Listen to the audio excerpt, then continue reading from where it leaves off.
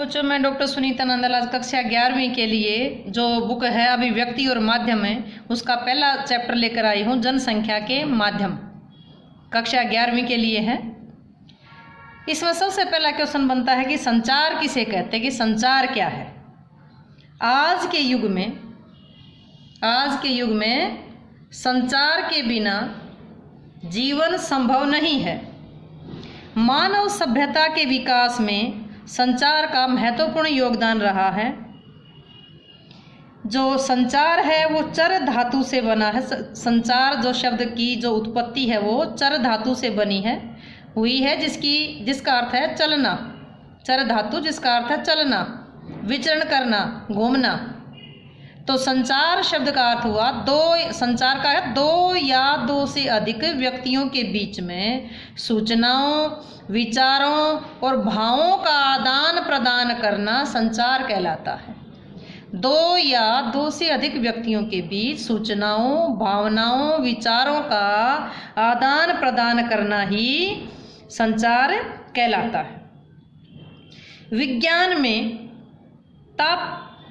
में ताप संचार होता है। किस प्रकार ताप या गर्मी एक बिंदु से दूसरे बिंदु तक पहुंचती है, इसी प्रकार टेलीफोन के तार या बेतार के माध्यम से मौखिक या लिखित संदेश एक स्थान से दूसरे स्थान पर भेजे जाते हैं, उन्हें भी संचार कहते हैं। चाहे टेलीफोन के माध्यम से तार या बेतार कोई भी माध्यम कोई भी हो, उससे जो संदेश भेजा जाता है उसको भी हम संचार कहते हैं। लेकिन यहाँ संचार का अभिप्राय है दो या दो से अधिक प्राणियों के बीच। यहाँ अर्थ है दो या दो से व्यक्तियों के बीच सूचनाओं, भावनाओं और विचारों का आदान प्रदान है। संचार में एक या दो अथवा कुछ लोगों के अनुभवों की साझेदारी नहीं होती। इसमें तो लाखों हजारों के बीच में जनसंचार को सम्मिलित किया जा सकता है।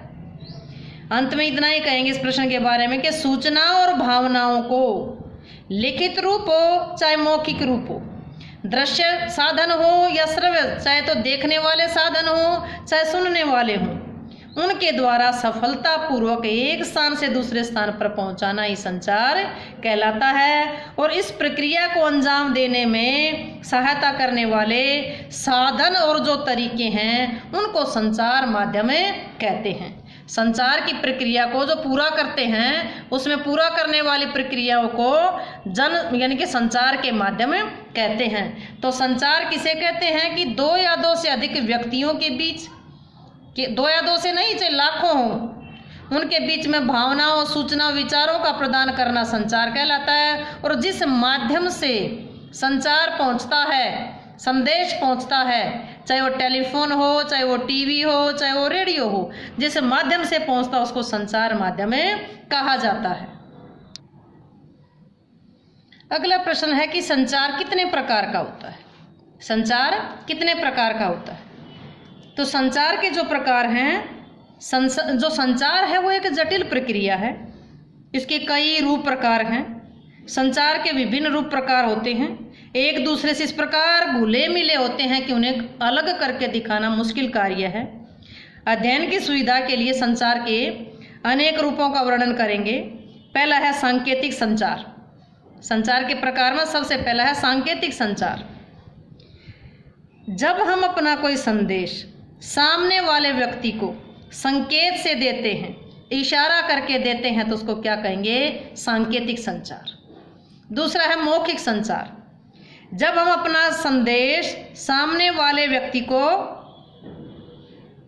नमस्कार करके कहते हैं, साथ में हथेलियां जोड़ के, हाथ जोड़ करके नमस्ते बोलते हैं, मतलब मौखिक नमस्ते बोलते हैं, हाथ जोड़े ना जोड़े कोई बात नहीं, नमस्ते बोलते हैं, तो मौखिक संचार है।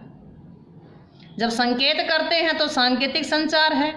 जब केवल मौखिक रूप से बोलते हैं, नमस्ते बोलते हैं, चाहे वो हाथ जोड़कर बोलें तो भी नमस्ते बोलते हैं, तो वो मौखिक संचार है। मौखिक का मतलब है यहाँ केवल मौखिक रूप से बोलना। नेक्स्ट है अमौखिक संचार।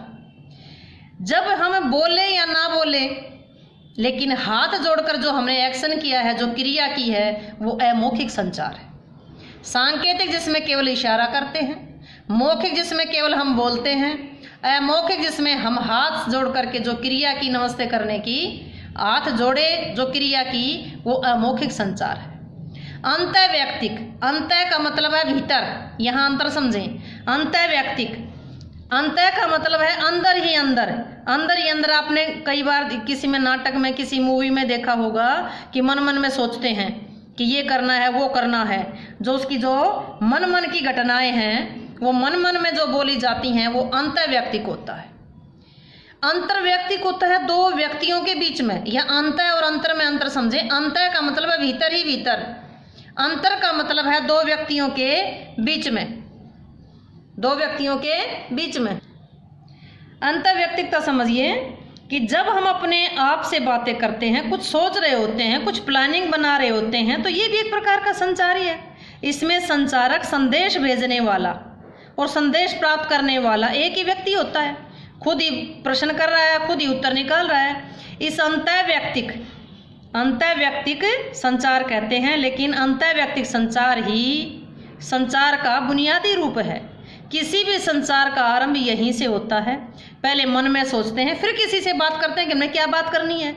किसी विषय पर सोचना, विचारना, विचार मंथन करना क्या कहलाएगा? अंतःवैयक्तिक संचार।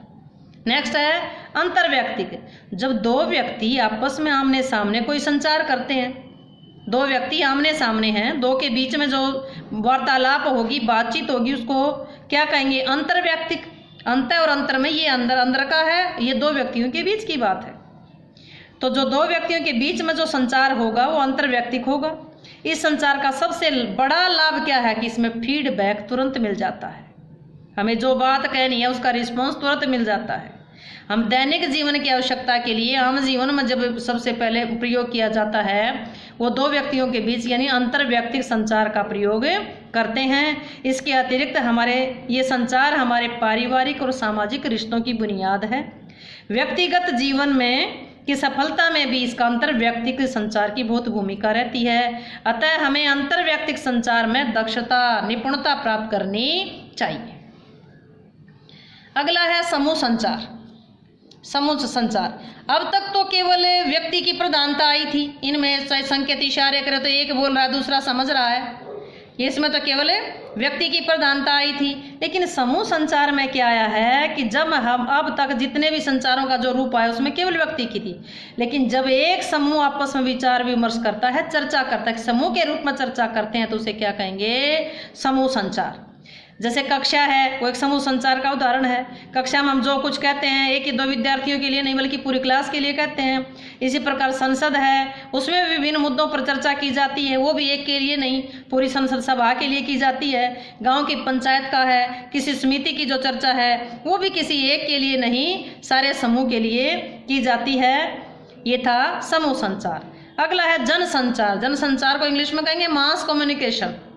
जब हम व्यक्तियों के बड़े समूह या पूरे समाज के सामने संवाद करने की अपेक्षा किसी टेक्निक का, किसी यंत्र का, किसी तकनीक का सहारा लेते हैं तो उसे जनसंचार कहते हैं। एक संदेश को किसी यंत्र के माध्यम से, चाहे टेलीफोन के माध्यम से कहा हो, चाहे ऑडियो चाहे वीडियो, तो उसे मतलब एक माध्यम से, व्हाट्सएप के माध्यम से हमने एक मैसेज को सब तक फैला दिया तो क्या कहलाएगा? ये लोगों तक पहुंचा दिया। चाहे अखबार हो, अखबार में कोई न्यूज़ छपवा दी, सबने पढ़ी। टीवी हो, रेडियो हो, सिनेमा हो, इंटरनेट हो, ये जनसंचार के माध्यम है। ये सब जनसंचार के माध्यम है। तो संचार के प्रकारों में सांकेतिक, मौखिक संचार, अमौखिक संचार, अंतर्वैयक्तिक और अंतर्वैयक्तिक, समूह संचार, जनसंचार, ये थे संचार के प्रकार। वीडियो आपको अच्छी लगी हो तो लाइक करें, शेयर करें, चैनल को सब्सक्राइब अवश्य करें।